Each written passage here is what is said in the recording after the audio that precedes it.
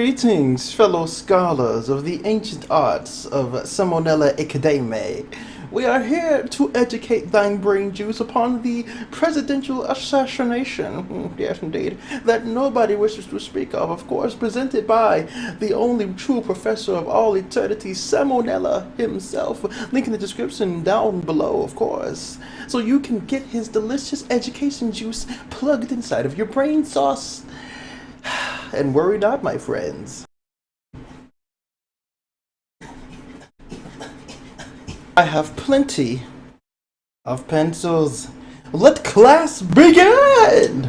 And side note, I have delicious, tasty watermelon for lunch. That's nice and cold right there.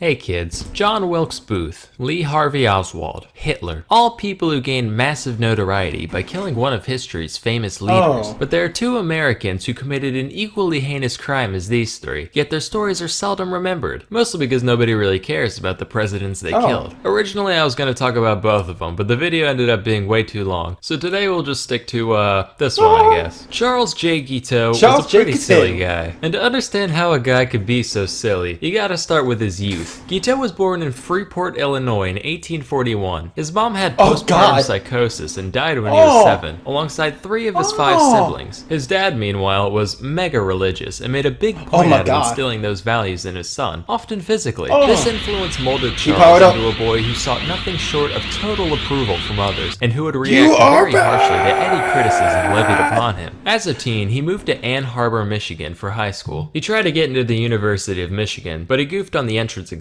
Capital of Michigan, M. It's like when a child or like when a preschooler takes an exam, it's like, what is the capital of Illinois? I. Big brain, boys. If your mother gave you 5 10-cent pieces, 7 5-cent pieces, and 20 and 12 1-cent pieces, how much money would you have? Put in the comments down below. Hey, hold up. Answer that. Comments down below. Do it. Big brain time. Also, my mom said, would do, and said, well, so much for real life. I'm gonna join a commune. Specifically, he became part of the Oneida community in New York. In some aspects, this place was a pretty run-of-the-mill religious fellowship. From each according to their ability, to each according to their need, yada yada. But there were a couple of things that made it special. First off, they followed a doctrine known as Christian perfectionism, whereby everyone would strive to live their lives completely free of sin and reach a divine level of perfection while still on earth. Now, this isn't really unique to Oneida, but whereas most people would achieve this through staunch discipline and careful self-reflection, these guys would just get together and take turns roasting the shit out of each and every member over any minute flaw they could possibly have. Real great for the psyche. They also practiced what was basically an early form of eugenics, where aspiring parents would have to submit an application and be judged by the committee on their moral and spiritual fortitude. If they were allowed to mate, children would be separated from the mom. I'm gonna agree with the first part. Some people need to go through a test to be worthy to mate and create children, because one thing I promise you,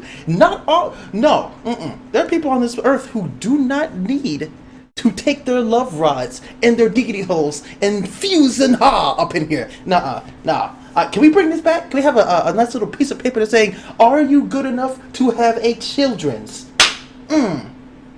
Please, thanks. Their birth and raised communally in the children's wing. After all, wouldn't want any of those hopelessly flawed toddlers to think they're deserving of any affection whatsoever. Oneida also believed in what they called free love, which meant that anyone could marry anyone at any time, as long as they kept it hetero, and exclusive relationships of any kind were actually frowned upon, which seems like kind of a weird habit for people trying to 100% FC this whole Christianity thing, but whatever. But wait, you're saying, how can you have selective breeding at the same time as extremely unselective breeding? Aha. See, that's where male continence comes in. Under this rule, a pair could go at it for as long as they wanted, with the caveat that the dude's not allowed to nut. He's not allowed to nut. He's not allowed to nut. He's not allowed to nut. That way, it's not a sin. What? You're telling me they forced the No Nut November before it was even a thing? You about to tell me that the homeboy could tear it up, could wreck it, to tear it to pieces, could googity goop a girl's giggity love hole all the time, but couldn't unleash the giggity sauce? What the? kind of evil, pure, unadulterated. That's, oh god, the blue balls must have been, you can't, but you can't, oh my god, no, please. Fix it, Jesus. As the Bible says, if the dick don't spit, you must spit. Paradoxically, no such rule existed for the women. In fact, not only did the commune believe in female orgasms, they actually prioritized them, which was like unheard of in the 19th century. They'd even have the middle-aged women of the society train the teen boys in the art of holding in the old pelvic sneeze. That way, there wouldn't be any chance of conception in case the guy goofs up his first few tries. Pelvic sneeze! That has to be the greatest thing. When I can get away with it, when I'm super insane, but I have the body of a god, next time I get googity goose, I'm gonna be like, baby, I want the pelvic sneeze.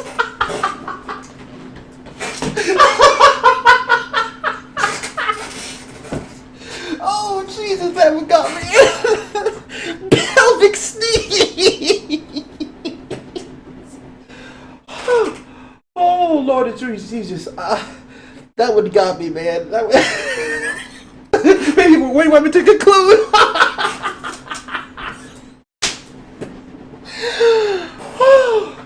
I'm gonna need some watermelon for that one, ladies and gentlemen. Oh God, I'm sorry.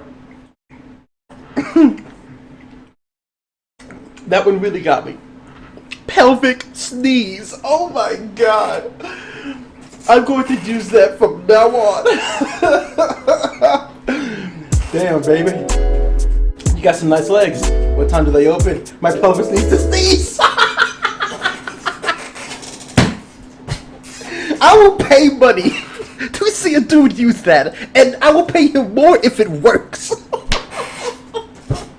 Thing, and endured countless blows to his massive yet fragile ego, thinking he's at least going to get a piece of this communal action. Except, the criticism towards him wasn't just a formality like it was for others. Everyone there genuinely fucking hated him, on account of the fact that he was a raving neurotic narcissist. He never caught a single piece of this allegedly free love, and after a while, they all started calling him Charles Get Out, in the hopes that he'd leave. This is real. And after 5 long years of this abuse, Guiteau finally got the hint and moved to New Jersey. He tried starting a newspaper themed around the Oneida religion called the Daily Theocrat, except nobody cared, so that failed. He went back to Oneida and tried to sue the place in order to get back pay for all his voluntary unpaid labor while living there, but apparently I'm mad butthurt isn't a valid reason for prosecution, so that went nowhere. Most of his time was spent doing bill collection for random clients. This job gave him insight into how debtors think and operate, and sometimes he'd just keep it all and completely ghost his clients. After all, what are they gonna do? Send another bill collector? Well, it turns out they did. So Guiteau and his wife fled to New York. Here he ditched law and started getting into politics. Specifically, he wrote and delivered a speech in favor of Horace Greeley, the 1872 Democratic presidential candidate. And he somehow got it in his head that if Greeley won, his campaign would be so greatly indebted to him that they'd fulfill his desires to be the Minister of Chile, as though a total rando like him could just, name a job and it would be his. In reality, the speech was an incoherent mess. Reading glasses. Dear everyone, Greeley is a good boy. If you vote for him, he'll beat up every other country's dad, and there will be the best country. The other guy is a dirty fellow, yes, indubitably. He's got a brain like a used loofah, and a pee-pee like a greasy salamander. Also, I'm selling my Jordans because they don't fit anymore. Best offer goes. Then they put a Craigslist ad into his freaking letter. Love, little Charlie guitar. As the years passed, Annie got real sick of living life on the run with a broke-ass bitch, and Charles was none too keen on her weighing him down either. But back in the day, you couldn't just divorce someone willy-nilly, you needed a valid reason for it. So Charles concocted the brilliant scheme of banging a prostitute and then having her testify in court. The plan worked, with the pair successfully divorcing in 1874, and the only downside was sex. Guiteau started dabbling in theology again around this time. He published a book called The Truth, which was almost entirely plagiarized directly from John Noyes, the founder of the Oneida community. But despite being a man of God, Guiteau was still very much a two-time varmint, and moved frequently in the dead of night to keep collectors off his tail. His brother caught wind of this and wrote him a letter basically saying, hey, maybe you should pay your bills now and then so you can be, a functioning member of society. Yeah. To which Charles replied, and I quote, find $7 enclosed, stick stick it up your bunghole and wipe your nose on it, and that will remind you of the estimation in which you are held by Carl J. Guiteau, goddamn, and to his own brother, the Madman. Soon after, he got arrested, bailed out by his sister, lived with her for a few months, attacked her with an axe, went to DC, rambled about religion to anyone who would listen, moved to Boston, got in a boat accident where everyone in his boat was fine, but everyone in the other one fucking died, took this as a sign from God, moved back to New York, and got back into politics in 1880, this time as a Republican. During this campaign, there were two main factions of Republicans, known as the Stalwarts and the Half-Breeds, which sounds like some Tolkien shit, wish we had names like that today. Now, Guiteau considered himself a stalwart, and in a similar vein to his 1872 venture, he wrote a speech to promote stalwart candidate Ulysses S. Grant, who was shooting for his third term. But before he got a chance to deliver the speech, one James A. Garfield took the candidacy completely out of nowhere, beating out both factions single-handedly. He was like, rats, how am I gonna get power handed to me now? So he literally just screamed. Reading glasses. To whom it may concern, James A. Garfield is the finest candidate you ever saw. My favorite Garfield moment was when he led the Republican armies to victory in the civil election. It would be irresponsible, frankly, to do anything but Garfield him the presidency. Your pal Get to. And was like, yep, that'll do it. He read this speech all of twice, along with handing out copies to the Republican National Committee. In reality, this really didn't accomplish much, but when Garfield managed to win the election, Guiteau was like, yes, that was entirely me. Garfield is in my supreme debt. As God is my witness, he shall make me a consulate in Vienna or Paris or someplace cool like that. He went to DC to await his inevitable appointment, but obviously nothing happened. So he started writing letters. A lot of letters. When that didn't work, he started actually stalking both Garfield and the Secretary of State, James Blaine, intercepting them in hotel lobbies, just being like, oh, hey, yeah, it's me, the sole person responsible for your success. Say, how about a consulship? Alright, you'll get back to me, I get it. Whoa, haha. What a coincidence. Me again. How's that consulship coming? At first they simply ignored him, but eventually Blaine snapped, screaming, never speak to me again on the Paris consulship as long as you live.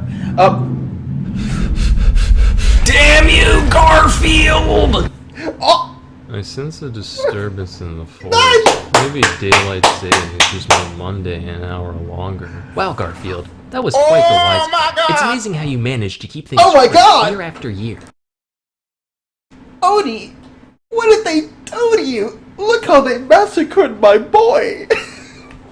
Also, that's actually a pretty good Garfield creation, and Odie, When Guiteau completely renounced any faith in the current administration, and after a lifetime of clout chasing met only with disappointment, he decided his only option was straight up going postal. He convinced himself that it was now God's will to remove Garfield from this mortal plane in order to put his stalwart vice president Chester Alan Arthur into power. When he went to buy a revolver, he was given the choice between a wood grip and an ivory grip. He went with the ivory one for no other reason than he thought it would look cooler in a museum, and on July 2nd, 1881, he ambushed Garfield at the Baltimore and Potomac Railroad Station, shooting him twice in the back and mortally wounding him, all because he wouldn't give him a job. Garfield managed to hang on for 11 weeks before finally dying, which sounds like hell. Today's modern physicians actually believe that Garfield could have easily survived the incident if it weren't for doctors digging through him with unsanitized tools. Hey, modern medicine, thanks for not being worse than literally no medicine. It means a lot. But that didn't stop Guiteau from being formally charged with murder, and that's exactly what he wanted. Matter of fact, Guiteau was over the moon, taking his new nationwide infamy as the fame he always deserved. His trial was just bananas, with Guiteau Thomas the Skate Engine just about everyone there, including his own defense team, and formatting his testimony as an epic poem which he recited in full. He even dictated an autobiography to the New York Herald, which, get this, he ended with a personal ad for a nice Christian lady under 40 years of age.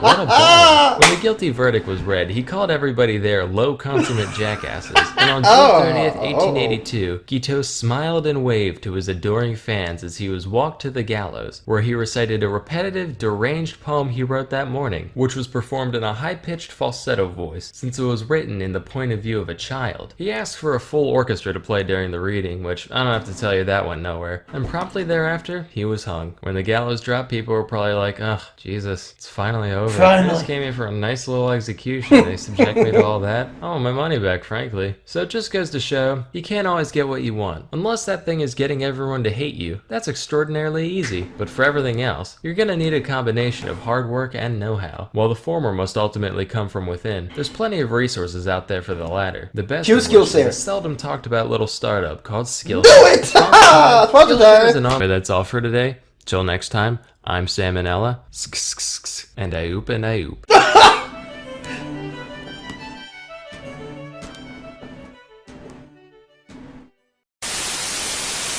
Thus concludes another wonderful, fantastically wonderful class. Another wonderful session of education learning that your brain holes did not know they needed. Link in the description down below to Salmonella, the main man himself, Salmonella Academe, coming in clutch with the sweet, delicious, tasty knowledge juice that actually keeps me awake. But guys, if you like this video, take your big small claws of awesomeness juice, slash that like button.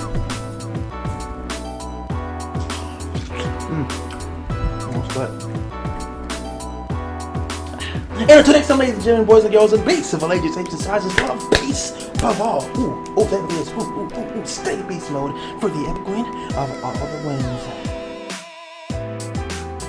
Until next time, fellow scholars. Educational.